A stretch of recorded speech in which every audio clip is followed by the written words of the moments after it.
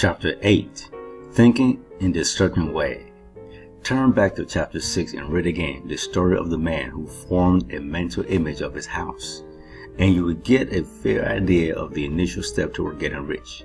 You must form a clear and definite mental picture of what you want. You cannot transmit an idea unless you have it yourself. You must have it before you can give it, and many people fail to impress thinking substance because they have themselves only a vague and mystic concept of the things they want to do, to have, or to become. It is not enough that you should have a general desire for wealth to do good with. Everybody has that desire. It is not enough that you should have a wish to travel, see things, live more, etc. Everybody has those desires also.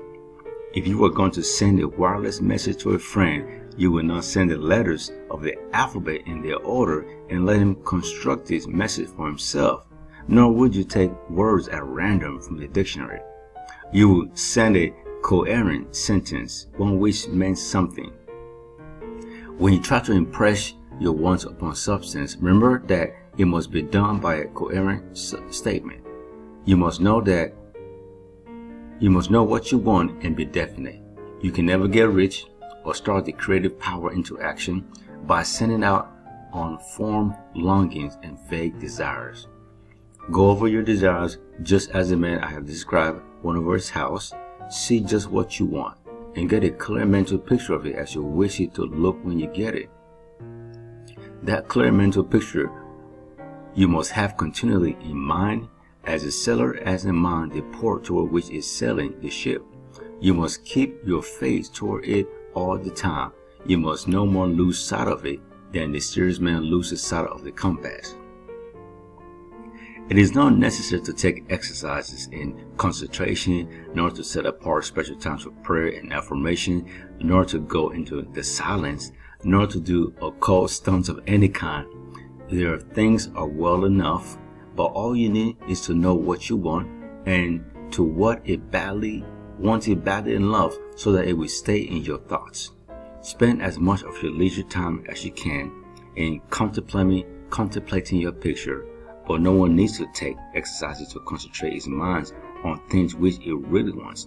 It is the things you do not really care about which require effort to fix your attention upon them. And unless you really want to get rich so that the desire is strong enough to hold your thoughts directed to the purpose as the magnetic pole holds the needle of the compass, it will hardly be worthwhile for you to try to carry out the instructions given in this book. The methods herein is set forth are for people whose desire for riches is strong enough to overcome mental laziness and the love of ease and make them work.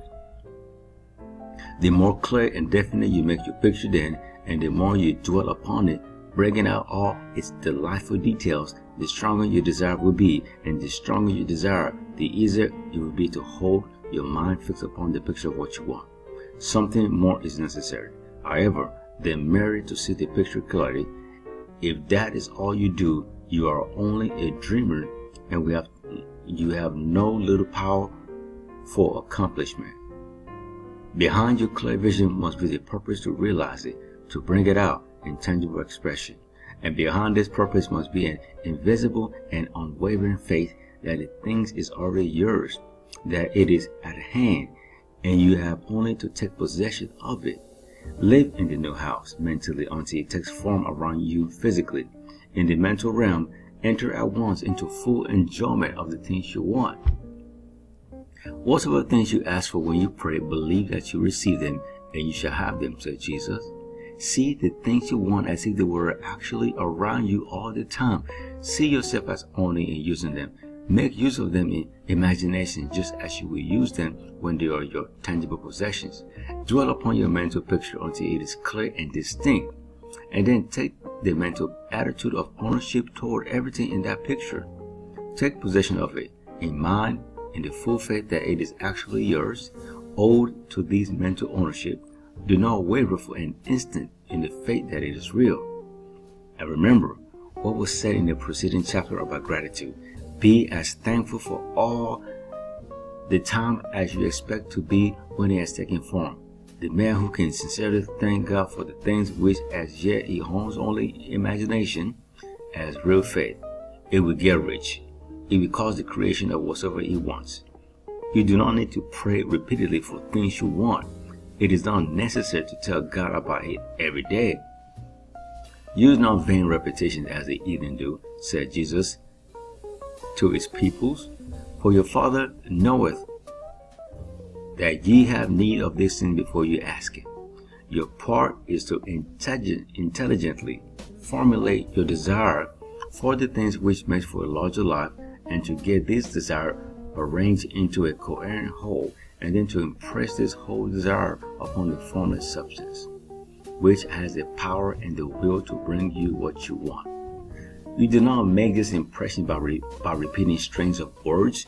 You make it by holding the vision with unshakable purpose to attain it, and with steadfast faith that you do attain it.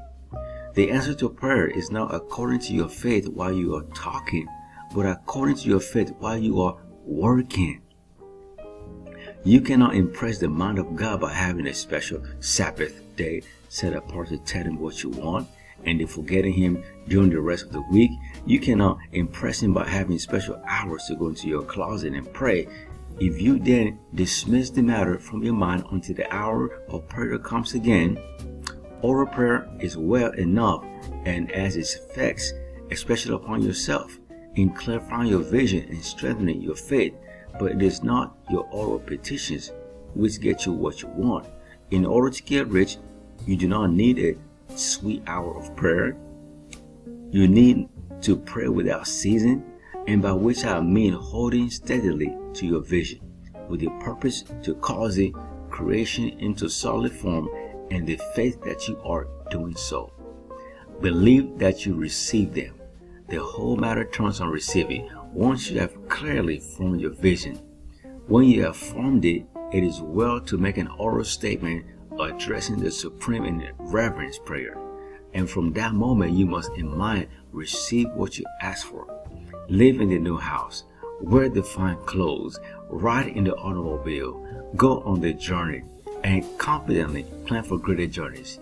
Think and speak of all the things you have asked for in terms of actual present ownership. Imagine an environment and a financial condition exactly as you want them, and live all the time in that imaginary environment and financial condition. Mind, however, that you do not do this as a mere dreamer and castle builder. Owe to the faith that the imaginary is being realized, and to the purpose to realize it. Remember that it is faith and purpose in the use of imagination which make the difference between the scientist and the dreamer. And having learned this fact, it is here that you must learn the proper use of the will.